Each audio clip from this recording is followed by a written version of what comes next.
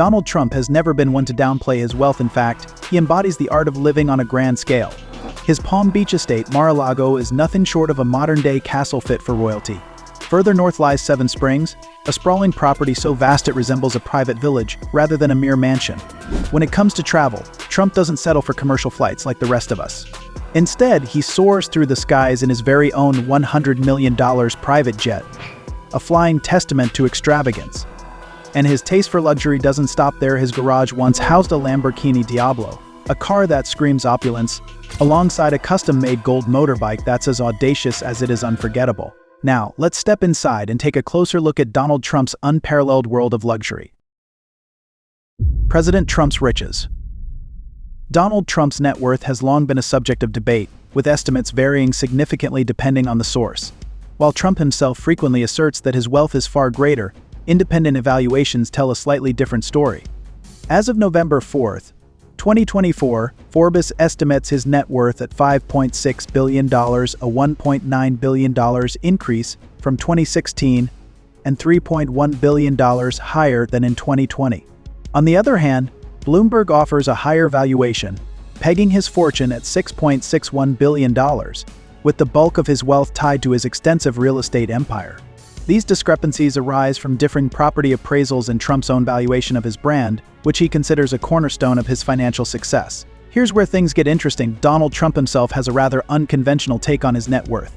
According to Trump, his wealth isn't just about numbers, it's influenced by the market, public perception, and even his own mood on a given day. He once quipped that his net worth could fluctuate based on how he feels. In 2015, just ahead of his presidential run, Trump released a one-page financial statement claiming a net worth of $8.7 billion. Forbes, however, wasn't convinced by his nearly $9 billion figure, estimating it at a much more modest $4.1 billion. This gap highlights the unique mix of confidence and controversy that often surrounds Trump's financial empire. In August 2023, New York Attorney General Letitia James made a striking claim in court. Donald Trump had consistently exaggerated his wealth for over a decade. Between 2011 and 2021, she alleged Trump inflated his reported net worth by anywhere from $812 million to $2.2 billion annually. The accusations didn't stop there. James filed a lawsuit against Trump, the Trump Organization, and his children, citing over 200 instances of fraud tied to the misrepresentation of assets. This legal battle has added yet another layer of controversy to Trump's already complex financial legacy. Donald Trump's wealth certainly sets him apart, especially when compared to other U.S. presidents. Ranked 473rd on Bloomberg's list of the world's richest people, Trump's fortune soars far above that of former presidents like Barack Obama, whose net worth hovers around $40 million, and Bill Clinton, estimated at $80 million. While he's not in the league of mega billionaires like Elon Musk or Jeff Bezos, Trump's wealth is still staggering enough to purchase more golf courses than he could ever hope to play on. But it's Trump's flair for opulent real estate where his fortune truly takes center stage. For over 3 decades, from 1983 to 2019, Trump's primary residence was an extravagant 3-story penthouse perched atop Trump Tower in Manhattan. Designed by the renowned Angelo Donghia, the space was a lavish homage to Louis XIV, featuring gold-trimmed furniture, marble finishes, intricate frescoed ceilings, and dazzling crystal chandeliers. At an expansive 11,000 square feet, Forbes valued this palatial penthouse at an eye-popping $64 million in 2017, a testament to Trump's undeniable love for luxury and grandeur. In 2019, Donald Trump made Mar-a-Lago in Palm Beach, Florida, his primary residence. This 62,500 square foot estate, built in the 1920s by Marjorie Merriweather Post, spans 17 acres with 126 rooms. Originally donated as a winter White House, it was returned to the Post Foundation due to high upkeep costs. Trump purchased it in 1985 and, by 1994, transformed it into the exclusive Mar-a-Lago Club, a members-only retreat with guest rooms, a spa, and top-tier amenities. While members enjoy luxury and fine dining, Trump retains a private suite, making the estate as much his home as it is an elite playground. Things took a turn in 1993 when Trump negotiated a deal with the town of Palm Beach to convert Mar-a-Lago into a private club. Under this agreement, the estate would no longer be classified as a private residence. As a result, anyone staying there, including Trump, was restricted to no more than 3 non-consecutive weeks per year. In September 2019, Donald Trump and his wife Melania officially switched their primary residence from New York City to Mar-a-Lago, a move that raised quite a few eyebrows. Many wondered if Trump had overlooked the 1993 agreement restricting stays to 3 non-consecutive weeks per year. But Mar-a-Lago wasn't the only topic of conversation. Trump's presidential paycheck, or rather, the lack of one, also made headlines. While entitled to a $400,000 annual salary, Trump chose to donate it to various federal departments and projects, including the National Park Service, the Department of Education, and the Department of Health and Human Services. Trump's decision to donate his presidential salary fulfilled a promise he made during his 2015 campaign, pledging to forgo his pay if elected. True to his word, he began making quarterly donations in April 2017, starting with $100,000 to the National Park Service. Throughout his presidency, Trump continued to direct his salary to various federal departments. In 2019, he donated his third-quarter earnings to the Department of Health and Human Services to support efforts against the opioid crisis. In 2020, he gave his first-quarter salary to the same department to fund new treatments for COVID-19. Trump didn't stop there. He directed funds to the Department of Education, supporting a STEM camp to inspire kids to explore science, technology, engineering, and math. He also turned his attention to preserving America's history, donating to restore historic battlefields. The National Park Service used his contribution to repair paths and improve infrastructure, enhancing safety and accessibility so visitors could better connect with the nation's past. It didn't take long for PolitiFact to take notice. The fact-checking site reviewed Trump's salary donations and awarded him a promise kept rating, the political equivalent of a 5-star review. Most of Trump's wealth stems from his real estate empire, including hotels, casinos, and golf courses. He also benefited from significant financial support from his father, a successful real estate developer, through gifts, loans, and inheritance. Beyond real estate, Trump has profited from a variety of Trump-branded products, ranging from neckties and steaks to, surprisingly, urine tests.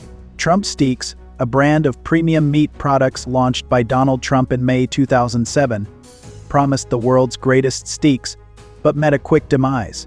Sold exclusively through the Sharper Image and QVC, low sales prompted the Sharper Image to pull the product just 2 months later, in July 2007. The steaks were USDA Angus certified and offered in packages ranging from $199 to $999. The $199 set included 2 ribeyes, 2 filet mignons, and 12 burgers. Trump even promoted a $1,037 steak gift card, appearing on the June 2007 Sharper Image catalog cover and debuting the product on QVC on June 5. Beyond steaks, Trump's brand extended to a curious variety of products, from neckties and vodka to personalized vitamins and ornate bronze chandeliers, showcasing his knack for marketing before politics became part of his persona. In 2009, Trump launched the Trump Network, a business selling customized vitamins and test kits that claimed to improve health. A standout product was a urine test kit that promised to tailor nutritional supplements to each customer's unique needs.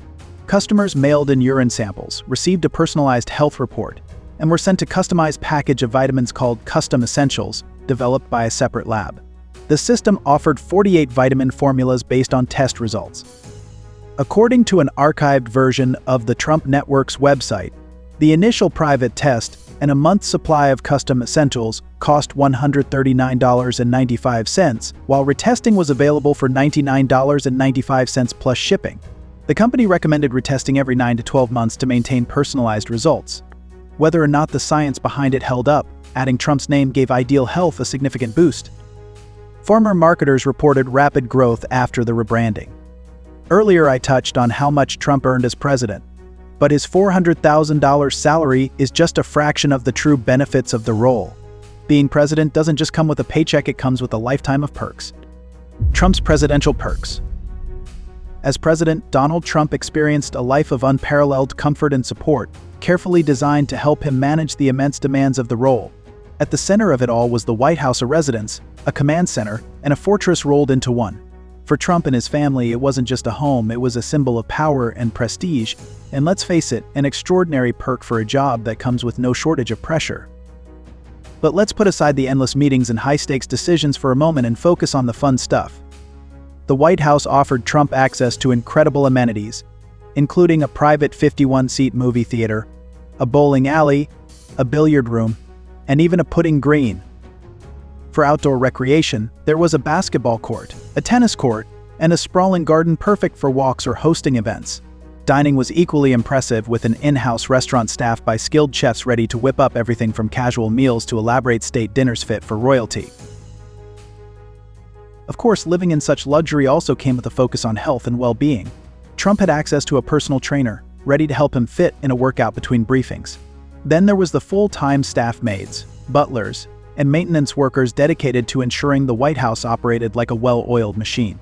Whether it was preparing for an urgent press conference or hosting an impromptu dinner with foreign leaders, the staff kept every corner of the residence impeccable and ready for whatever the day demanded.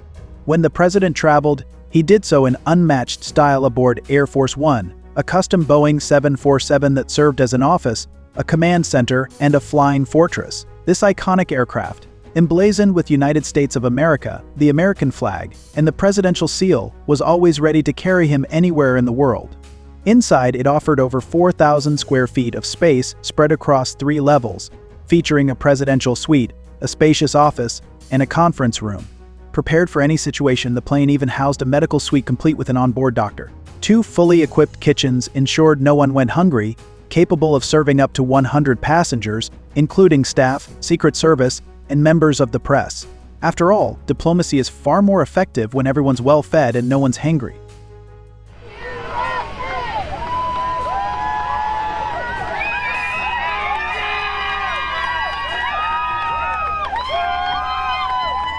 Not every trip required the grandeur of Air Force One. For shorter journeys, Trump relied on Marine One, a helicopter ready to whisk him away at a moment's notice, even during overseas trips. On the ground, he traveled in the presidential motorcade, a convoy led by armored limousines operated by the Secret Service. These state-of-the-art vehicles, packed with advanced security features, ensured the president's safety while maintaining a seamless and secure travel experience. Because I have to do it myself. I know it's not.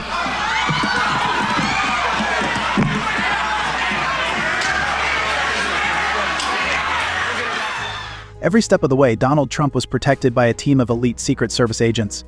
Originally created in 1865 to combat counterfeiting, the Secret Service took on the role of presidential protection after President McKinley's assassination in 1901. This highly trained group worked seamlessly with federal, state, and local agencies, including the Metropolitan Police, U.S., Park Police, and military units for tasks like bomb detection and emergency response. When Trump traveled, the Secret Service coordinated extensively with local authorities to uphold the highest security standards, ensuring his safety at all times. In addition to top-tier security, the president enjoyed exceptional health care provided by the White House Medical Unit, a 24/7 team of doctors and nurses ready to care for him and his family. Beyond his responsibilities, the president also had access to unique comforts. Camp David, a secluded retreat in Maryland, offered a quiet escape from the public eye, while the exclusive Navy mess and wardroom in the White House's West Wing provided formal dining steeped in tradition. To support both official duties and personal needs, the president received a $50,000 tax-free annual allowance, a $100,000 travel fund, and a $19,000 entertainment fund. These perks gave the president flexibility to navigate the role's demands while maintaining a balance of privilege and function. When a new president takes office, they are offered up to $100,000 to redecorate the White House, allowing the first family to personalize the private living quarters on the top floors. This includes selecting new paint, furniture, wall decor, and bedding. Traditionally, the First Lady takes charge of the effort, often working with an interior designer and the White House curator to strike a balance between modern comfort and historic preservation. Set by Congress during Bill Clinton's second term, this redecorating budget is capped at $100,000 per term. However, the first family is under no obligation to use it. In fact, many presidents have chosen to forgo the redecorating budget entirely. The Obamas, for example, declined the allowance and even turned down private donations, opting to pay for all their updates out of their own pocket. Similarly, any first family can cover their expenses independently, but they must follow strict guidelines to ensure the White House's historic features are carefully preserved. The Trumps, like every first family before them, had the option to pay out of pocket for redecorating. However, even when covering costs themselves, they had to follow a strict rulebook to prevent accidentally painting over a century-old wall or replacing a priceless antique. Each president leaves a unique mark on the White House. The Kennedys added a swimming pool, Nixon installed a bowling alley, and Obama converted the tennis court into a dual-purpose basketball court. While major changes require formal approval, these additions become lasting symbols of each family's time in America's most iconic home. As president, Trump took his share of vacations, a privilege that has long sparked debate for U.S. leaders. Since Ulysses S. Grant's visit to Martha's Vineyard in 1874, the island has become a go-to retreat for presidents like John F. Kennedy, Bill Clinton, and Barack Obama. But for any president, vacations are far from a carefree escape. Throwing on shades and lounging by the beach comes with its own unique challenges. The public scrutinizes these getaways as closely as policy decisions, tracking every round of golf, every mile flown, and every moment spent away. Even under the sun, a president is never far from watchful eyes and endless opinions. Every president grapples with the challenge of balancing an intensely demanding role with the need for rest. Public expectations can be unforgiving, with many believing presidents should always be on duty. Even John Adams faced criticism for taking time to care for his sick wife, despite fulfilling a deeply personal obligation. Presidential breaks have varied in length over the years, but James Madison's 4-month retreat in 1816, near the end of his term, stands out as one of the longest in U.S. history. But presidential vacations haven't always been peaceful. Poor James Garfield was shot while leaving Washington for a much-needed getaway. Over the years, some presidents have faced backlash for taking long or lavish breaks. Theodore Roosevelt, for example, adored escaping the chaos of Washington for extended hunting trips, but the public wasn't amused. They felt he was enjoying himself a little too much while the nation toiled. Similarly, Franklin Roosevelt found solace unwinding on his yacht, a choice that drew criticism from those who believed he should be solving the nation's problems from the Oval Office, not from the deck of a boat. Fast forward a few decades, George W. Bush faced criticism for his frequent ranch retreats during the Iraq War, with detractors questioning how he could relax while the country was at war. Similarly, Barack Obama's vacations to Martha's Vineyard sparked controversy, particularly during the economic downturn. Many felt he should be in Washington tackling the nation's challenges, not catching waves on the island. During Donald Trump's presidency, he faced sharp criticism over the costs of his frequent trips, particularly for golf. By May 2019, his golf outings alone had reportedly cost over $12 million, $81 million for trips to Florida, $17 million for New Jersey, and at least $3 million for a 2-day stop in Scotland in 2018. Even a brief visit to his Los Angeles resort tacked on another $1 million. To counter claims of excessive time off, Trump often referred to these as working vacations. Yet before his presidency, Trump was anything but idle. He juggled a sprawling business empire that included real estate, casinos, hotels, and even a stint in reality TV, keeping his schedule just as full as his portfolio. Trump's business career over the years. Donald Trump's primary business has always been real estate, with a focus on transforming skyscrapers, hotels, casinos, and golf courses. He began his career in 1968 at his father's company, Trump Management, which he took over in 1971, and rebranded as the Trump Organization in 1973. Early on, Trump concentrated on middle-class rental housing in Brooklyn, Queens, and Staten Island. One of his first significant projects involved improving Swifton Village, an apartment complex in Cincinnati that his father had purchased for $5.7 million following a foreclosure in 1962. By the time Trump graduated college in 1968, he was already receiving $1 million annually in gifts from his father, an early boost that helped launch his business ventures. Trump's first major breakthrough in Manhattan real estate was the Grand Hyatt Hotel, a project that cemented his name in the industry. The aging, lackluster Commodore Hotel, located next to Grand Central Terminal, caught his eye, and Trump envisioned a dramatic transformation. He modernized the building by replacing its dated exterior with a sleek glass facade and adding a striking atrium. When it reopened as the Grand Hyatt in 1980, the project not only revitalized the property but also earned Trump significant public attention, marking his arrival as a major player in Manhattan real estate. In 1981, Trump renovated a building on 3rd Avenue into Trump Plaza, an apartment cooperative. In 1980, he demolished the Bonnet Teller store to build Trump Tower, drawing backlash for destroying Art Deco sculptures promised to the Metropolitan Museum of Art. Completed in 1983, the 58-story Trump Tower in Midtown Manhattan required complex negotiations to secure the site, surrounding land and air rights. The New York Times credited Trump's success to his persistence and negotiation skills. In 1984, Trump unveiled plans for a massive development on Manhattan's largest undeveloped site, initially called Television City and later Trump City. The ambitious project featured nearly 8,000 apartments and condos for 20,000 residents, 10,000 parking spaces, 3.6 million square feet of TV and movie studio space, and 2 million square feet of upscale retail. Its centerpiece was to be a towering skyscraper designed to soar twice as high as the surrounding 76-story buildings. In 1988, Trump purchased Manhattan's Plaza Hotel for $400 million, appointing his wife, Ivana, to oversee its management and renovation. That same year, he acquired the Taj Mahal Casino in Atlantic City, partnering with Merv Griffin and Resorts International. Opening in April 1990, the $1.1 billion casino was the world's most expensive at the time, but relied heavily on $675 million in high-yield junk bonds. By 1991, the financial strain forced the Taj Mahal into bankruptcy. To avoid massive losses, banks and bondholders restructured the debt, with Trump giving up 50% ownership in exchange for lower interest rates and extended repayment terms. To ease further financial pressure, Trump sold his Trump Shuttle airline and his 282-foot yacht, Trump Princess. In 1996, Trump purchased and renovated a vacant 70-story office building at 40 Wall Street, renaming it the Trump Building. 2 years later, he partnered with Conseco to acquire the General Motors building for $878 million, largely financed by a $700 million loan from Lehman Brothers, with Trump reportedly contributing only $15–20 million of his own money. In 2001, he completed the 72-story Trump World Tower near the United Nations and began developing Trump Place, a large residential complex along the Hudson River. He also retained commercial space in the Trump International Hotel and Tower on Columbus Circle, acquired in 1996, along with millions of square feet of other prime Manhattan real estate.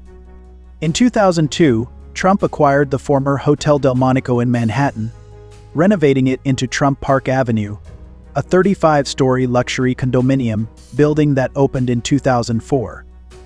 Expanding his real estate ventures to Beverly Hills, California, Trump purchased a house on North Rodeo Drive in 2007 for $7 million. The following year, he bought the neighboring property from Gabon's president, Omar Bongo, for $10.35 million.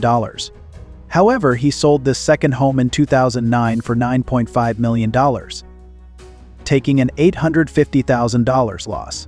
By 2016, the property returned to the market with a listing price of nearly $30 million. Trump has also licensed his name and image to various real estate projects, including 2 in Florida, that ultimately went into foreclosure. In 2006, he purchased the Maney Estate in Scotland to develop a golf resort, despite strong opposition from locals and concerns over the area's protected environmental status. The conflict was highlighted in the 2011 documentary You've Been Trumped. In 2015, Trump lost an appeal to block an offshore wind farm near the resort. By 2019, Scottish Natural Heritage reported that the golf course had caused permanent damage to the local sand dunes, leading to the area's loss of its special environmental status in 2020. In 2014, Trump also bought the Turnberry Golf Resort in Scotland, a frequent site of the Open Championship. However, after the 2021 Capitol attack, the RA decided not to hold the Open at Turnberry while it remains linked to Trump. Trump has put his name on many real estate projects and products with mixed results. In 2011, Forbes valued his brand at $200 million, though Trump claimed it was worth $3 billion. Many developers paid Trump to market their properties and use his name to attract buyers, even though he doesn't actually own most of these buildings. Forbes reports that his children largely manage the licensing side of his business, which is worth around $562 million, making it his most valuable asset. Currently, there are 33 licensing projects underway, including 7 condo hotels under the Trump International Hotel and Tower name. However, the value of the Trump brand has likely dropped since he began his presidential campaign in 2015. A study found that high-income consumers were starting to view Trump's brand as less prestigious and glamorous. This decline in brand appeal has led to some shoppers avoiding Trump-branded products and a noticeable drop in bookings at Trump hotels. Beyond real estate, Trump has long pursued ventures in professional sports. Since the 1980s, he made multiple attempts to own an NFL team, but never succeeded. In the mid-1980s, Trump purchased the New Jersey Generals in the upstart United States Football League, USFL. He aggressively pushed the league to file a lawsuit against the NFL, hoping to force a merger. Although the USFL technically won the case, the outcome failed to deliver the desired merger or significant financial compensation. Soon after, the USFL collapsed, marking the end of Trump's foray into the league. As president, Trump continued his public feud with the NFL, calling for a boycott over players' national anthem kneeling protests. In contrast, he showed strong support for college football, particularly in the South, where he attended major games and was often warmly welcomed. Historian Nicholas Sarantakes compared Trump's embrace of college football to President Richard Nixon's use of the sport as political theater. The Hill suggested that Trump's preference for college sports stemmed partly from his ongoing disputes with the NFL and NBA. Trump, an avid golfer, owns numerous golf courses and has embraced the lucrative LIV Tour, hosting 5 of its tournaments since its launch in June 2022. His close ties to Saudi Arabia are evident, having played golf with Yasser Al-Rumayyan, governor of Saudi Arabia's public investment fund and a key figure in the LIV Tour. If a reported $1 billion deal materializes, Al-Rumayyan could take a leadership role, further solidifying Saudi influence in golf, with Trump likely playing a central part in its expansion. Trump also maintains strong connections with sports stars. On election night, he was joined by hockey legend Wayne Gretzky, UFC CEO Dana White, and Bryson DeChambeau, the 2024 U.S. Open golf champion. Trump's investment portfolio primarily targets the financial and commodities markets, with at least $70 million in stocks, though real estate remains his preferred asset class. In 2011, amid a sluggish real estate market and low interest rates, Trump turned to the stock market, seeing it as a reliable source of income through dividends and stock appreciation. By 2014, he had profited from 40 of the 45 stocks he purchased, earning millions from significant gains in Bank of America, Boeing, and Facebook. By 2015, his stock investments were valued between $33.4 million and $87.99 million, including holdings in major companies like Apple, Nike, Coca-Cola, and Google. Trump holds over $78 million in diverse assets, including stocks, bonds, and funds managed by major firms like Morgan Stanley, Barclays, Deutsche Bank, and Oppenheimer. Get astronauts into space. Come here. Take over, Eli. Just take over. Beyond large-cap investments, he also invests in small and mid-sized businesses like Tesla and international funds across Europe and Asia. His largest fund investment is BlackRock's Obsidian Fund, valued between $25 and $50 million, alongside $16.2 million held in Barron Capital Management. Trump's portfolio generates substantial income, primarily through dividends and capital gains, and includes U.S. Treasury bonds and physical gold valued between $100,000 and $250,000. With steady income streams from both properties and investments, it's no surprise Trump remains one of the world's wealthiest presidents.